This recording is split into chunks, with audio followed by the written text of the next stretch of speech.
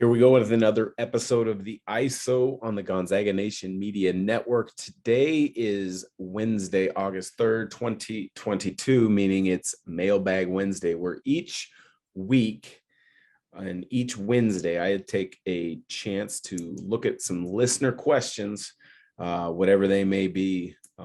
Could be Gonzaga, could be NBA, could be anything else, sports related. Typically, I take your questions, I answer them, and today is no different. If you have a question, send it my way, Dickau at scorebooklive.com, or send it to me on social media at DDickau21 on Instagram, at Dan Dickau21 on Twitter, or send it to our Gonzaga Nation SI social media accounts, which is simple enough, at Gonzaga Nation SI. So let's get right into it. Josh from Orlando has the first question, and he asks, hey, I loved your summer pro-am pod that was released the other day.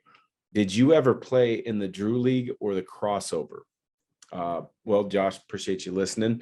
And thanks for the question. No, I've never played in the Drew League. I've never played in the crossover. The only summer pro-am I've ever played in was the Portland one, Portland pro-am.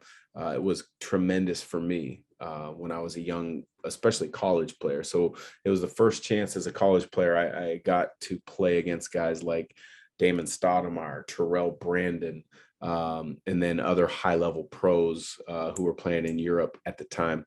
It was a chance for me after I graduated high school and got to start my career at the University of Washington, where I finally had a chance to, and I had played pickup games and done workouts with pros in Seattle and on a number of occasions, but it was the first time to really go against two guards in Terrell Brandon and Damon Stoudemire, who were kind of at the peak of their career at the time.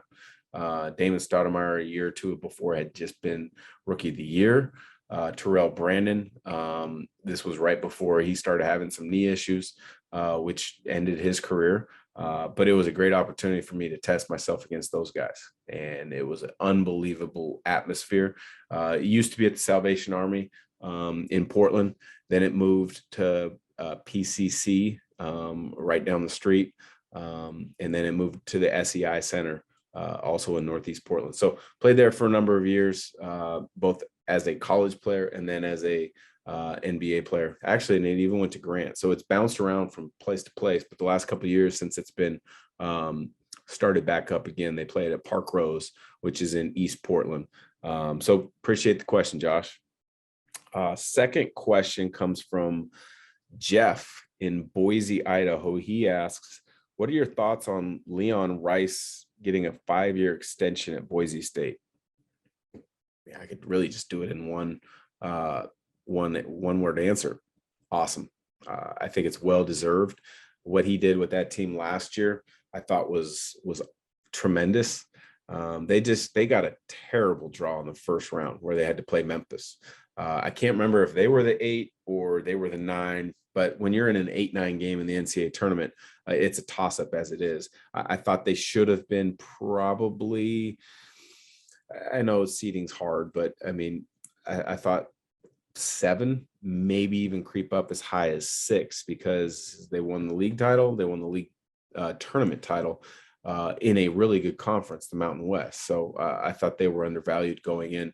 And you know, he's a great example. I think he's been there. I think he's going into his 12th season as the head coach, but he's an all-time leading winner at Boise State. He's created a culture that his former players love, and they come back and hang out, spend some time with the current group. I think based on what they have done, getting some guys to the NBA, based on getting some guys to great professional spots overseas, I think that program is absolutely trending in the right direction. And I think there's multiple NCAA tournaments on the horizon for Boise State. So appreciate that question, Jeff. Third and final question of the day comes from Todd in Coeur d'Alene. Hey, Dan, love listening to your pod. Also loved listening to you and Adam last season. Is he going to be rejoining? Yep, that's the plan. Adam and I have talked about starting back up right when we get to the start of basketball season. So that is the plan as of now. So, we're going to really kind of kick our preseason efforts into full gear, full swing. I would say probably end of August. I mentioned in a previous pod, we're in August. It's kind of the dog days of the basketball calendar.